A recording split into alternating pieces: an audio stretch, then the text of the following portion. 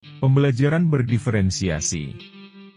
Kelompok 5. Pembelajaran berdiferensiasi adalah proses belajar mengajar di mana peserta didik dapat mempelajari materi pelajaran sesuai dengan kemampuan, apa yang disukai, dan kebutuhannya masing-masing sehingga mereka tidak frustasi dan merasa gagal dalam pengalaman belajarnya.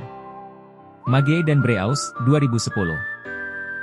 Dalam pembelajaran berdiferensiasi, guru harus memahami dan menyadari bahwa tidak ada hanya satu cara, metode, strategi yang dilakukan dalam mempelajari suatu bahan pelajaran. Guru perlu menyusun bahan pelajaran, kegiatan-kegiatan, tugas-tugas harian baik yang dikerjakan di kelas maupun yang di rumah, dan asesmen akhir sesuai dengan kesiapan peserta didik dalam mempelajari bahan pelajaran tersebut, minat atau hal apa yang disukai peserta didiknya dalam belajar, dan bagaimana cara menyampaikan pelajaran yang sesuai dengan profil belajar peserta didiknya. Tomlinson and Moon, 2013, sebagai tokoh dari pembelajaran berdiferensiasi menyatakan bahwa ada 5 prinsip dasar yang membantu guru dalam menerapkan pembelajaran berdiferensiasi, yaitu 1. Lingkungan belajar. Lingkungan belajar yang dimaksud meliputi lingkungan fisik sekolah dan kelas di mana peserta didik menghabiskan waktunya dalam belajar di sekolah. 2. Kurikulum yang berkualitas. Di dalam kurikulum yang berkualitas tentu saja harus memiliki tujuan yang jelas sehingga guru dapat tahu apa yang akan dituju di akhir pembelajaran. Di samping itu fokus guru dalam mengajar adalah pada pengertian peserta didik, bukan pada apa materi yang dihafalkan mereka. 3. Asesmen berkelanjutan. Asesmen yang berkelanjutan adalah guru secara terus-menerus melakukan formatif asesmen dalam pembelajaran agar dapat memperbaiki pengajarannya dan juga mengetahui apakah peserta didik sudah mengerti tentang materi pelajaran yang dibahas. 4. Pengajaran yang responsif.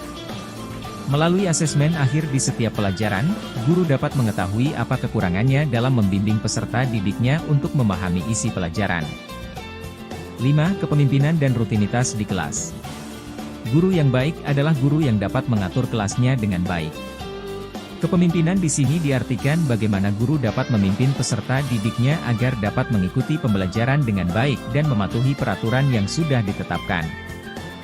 Keberagaman peserta didik di kelas adalah suatu kenyataan yang tak dapat dihindari. Setiap guru perlu memahami bahwa setiap peserta didik memiliki karakteristik yang berbeda, terutama peserta didik berkebutuhan khusus. Kehadiran mereka di kelas mencerminkan keberagaman dalam lingkungan. Secara umum, penting bagi setiap guru untuk memahami kebutuhan belajar individu setiap peserta didik, termasuk yang memiliki kebutuhan belajar khusus. Dengan memenuhi kebutuhan belajar semua peserta didik, guru dapat memberikan layanan pembelajaran yang optimal bagi seluruh kelas. Contoh 1. Keragaman anak di kelas.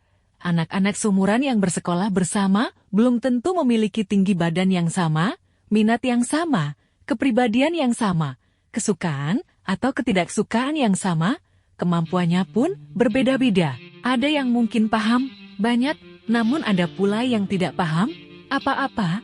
Mereka mempunyai hal yang berbeda, karena anak-anak ini adalah manusia dengan banyak hal berbeda tentang dirinya. Mereka berasal dari keadaan, budaya, dan kebiasaan yang berbeda-beda, sehingga hal ini akan sangat mempengaruhi segala sesuatu tentang anak. Ruang kelas yang bercirikan keragaman sosiokultural, gaya bahasa, minat belajar, dan kemampuan akademik, sehingga memerlukan beragam strategi untuk membedakan pengajaran guna memenuhi kebutuhan siswa yang beragam. Hal ini sejalan dengan Firdaus tahun 2022 yang mengemukakan bahwa kelas yang beragam dengan memberikan kesempatan dalam meraih konten, memproses suatu ide, dan meningkatkan hasil setiap murid, sehingga murid-murid akan bisa lebih belajar dengan efektif. Contoh 2. Keragaman anak di kelas. Berdasarkan penelitian yang dilakukan Nuzaki Al-Hafiz tahun 2022 yang berjudul Analisis Profil Gaya Belajar Siswa untuk Pembelajaran Berdiferensiasi CS4 Negeri 23 Pekanbaru. Peneliti mengumpulkan data yang dibantu dengan instrumen pendukung yaitu angket penggolongan gaya belajar dan dengan observasi sehari-hari. Berdasarkan penelitian pada SMP Negeri 23 Pekanbaru terkait gaya belajar siswa, maka siswa-siswi mempunyai kecenderungan gaya belajar yang bervariatif. Sebanyak 32 siswa kelas 7 memiliki kecenderungan gaya belajar secara kinestetik sebesar 43%, gaya belajar visual sebesar 35%, dan gaya belajar auditorial sebesar 22%. Contoh 3 keragaman anak di kelas. Pak Ardi, seorang pendidik dari salah satu sekolah A, hari itu sudah disepakati membahas tema H.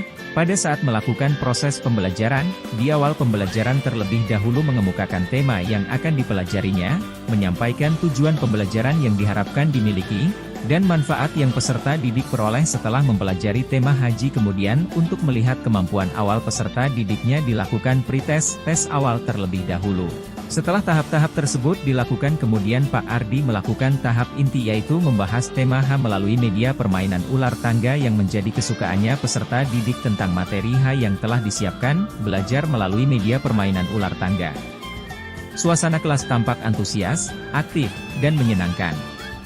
Setelah materi dipahami dan waktunya cukup, maka Pak Ardi mengakhiri pelajaran dengan kegiatan penutup.